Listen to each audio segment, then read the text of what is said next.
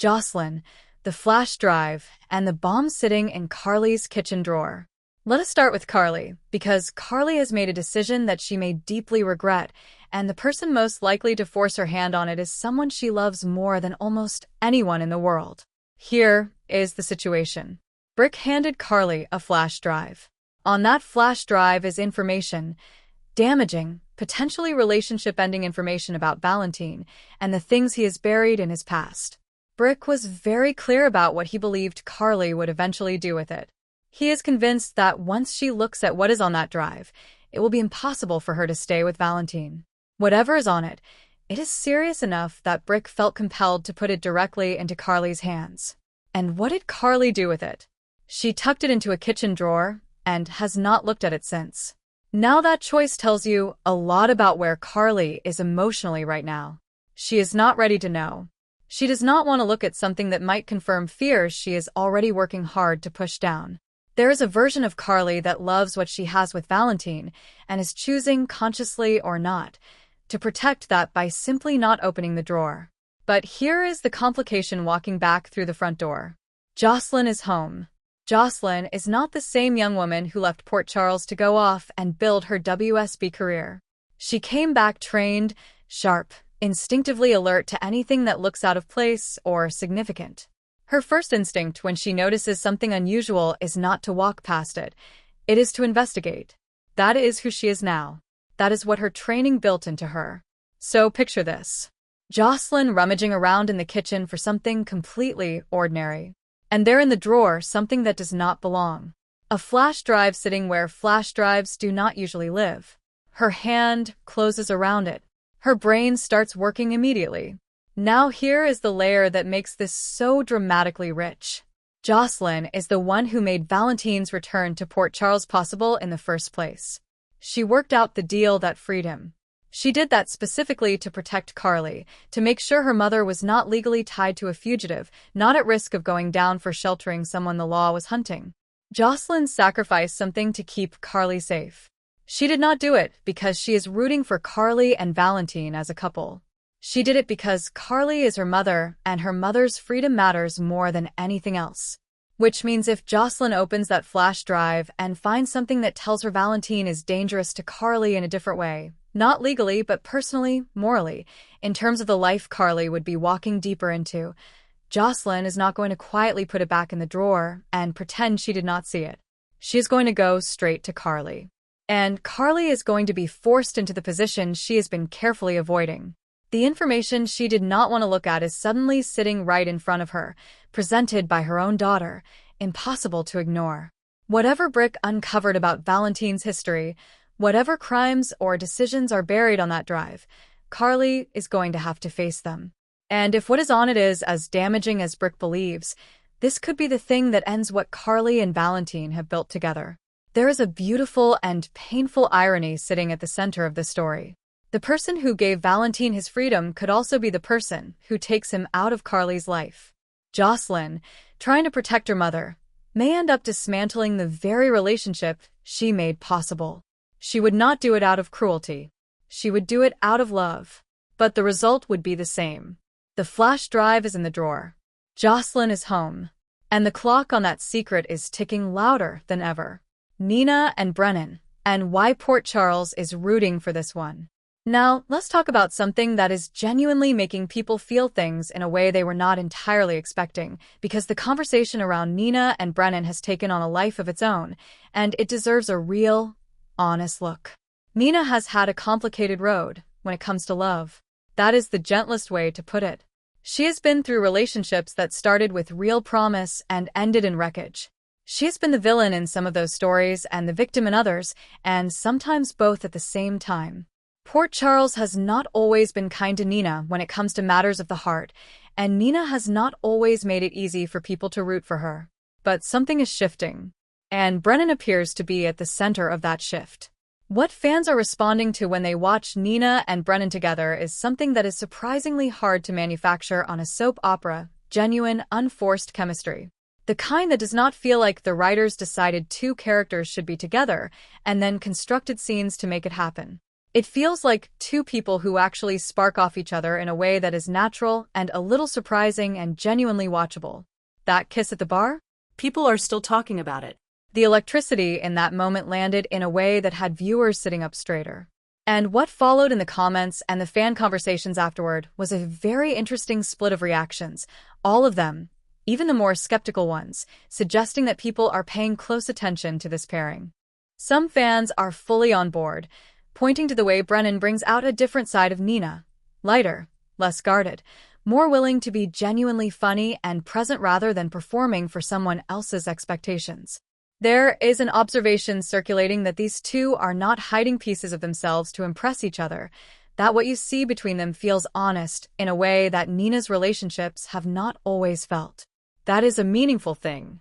Authenticity is attractive, even in fictional people. Other fans are more cautious. There is a real feeling among some viewers that Nenah has a pattern of ending up with men who have connections to Carly, and that pattern is exhausting in a specific way that has nothing to do with the actual men involved. It is about Nenah constantly being positioned as an afterthought in a story whose real focus is someone else. The worry is not about Brennan specifically, it is about whether Nenah will ever get a love story that is fully, unapologetically hers. And then there are the ones watching Brennan himself very carefully, noticing that for all the charm and humor and undeniable appeal, there is occasionally something in his tone that feels slightly off. A comment that lands a little too sharp. A moment of condescension that slips through before he catches it.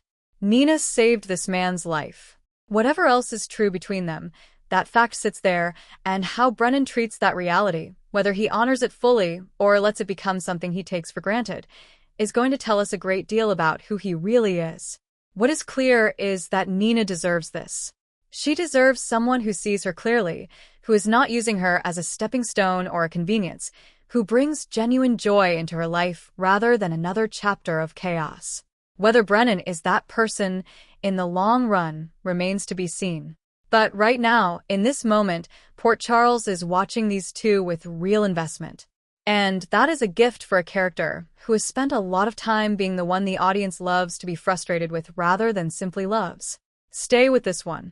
Because the best Nenah stories are the ones where she surprises everyone, including herself.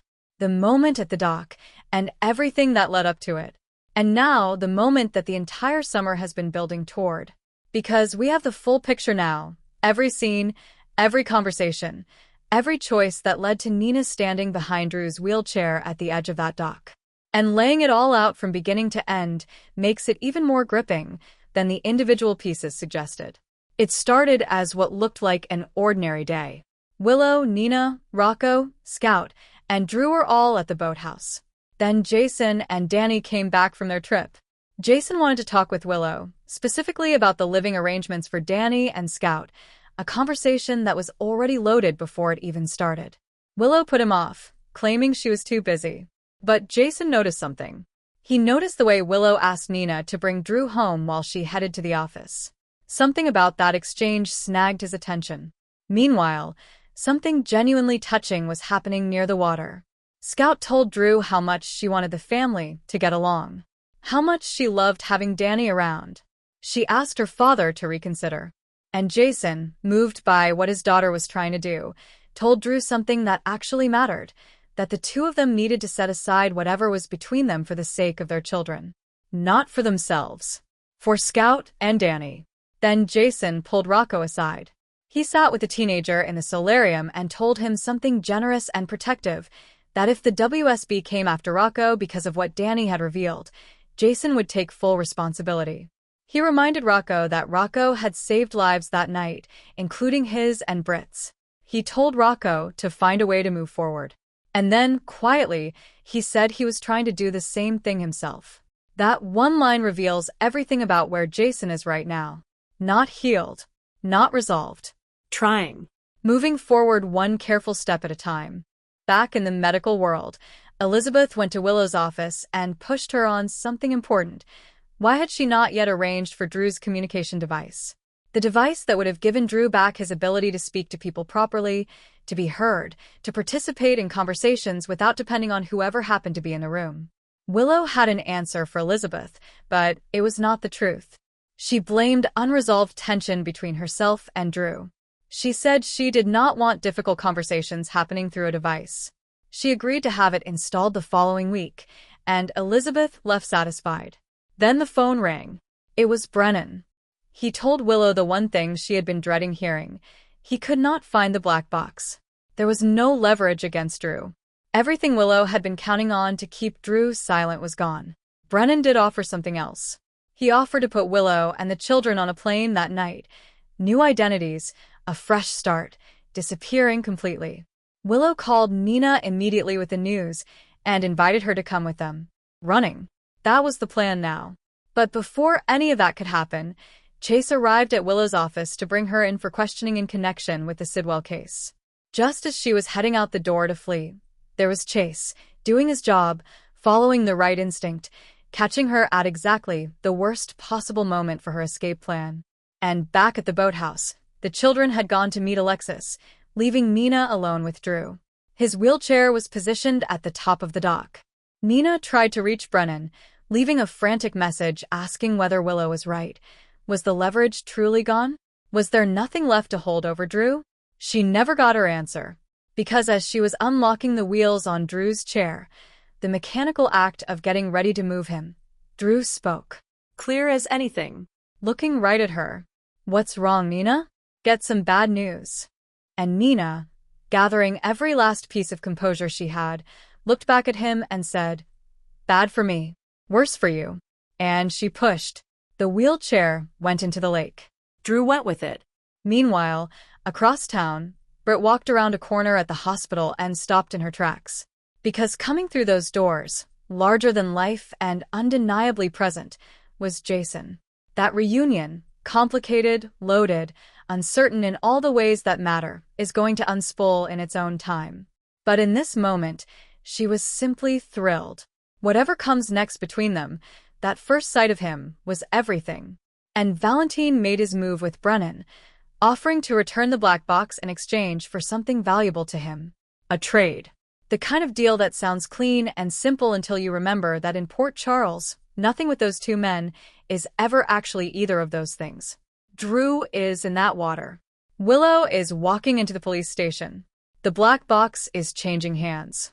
And Britt is standing in a hospital corridor looking at Jason like she has been holding her breath for months. Everything is happening at once. Everything is connected.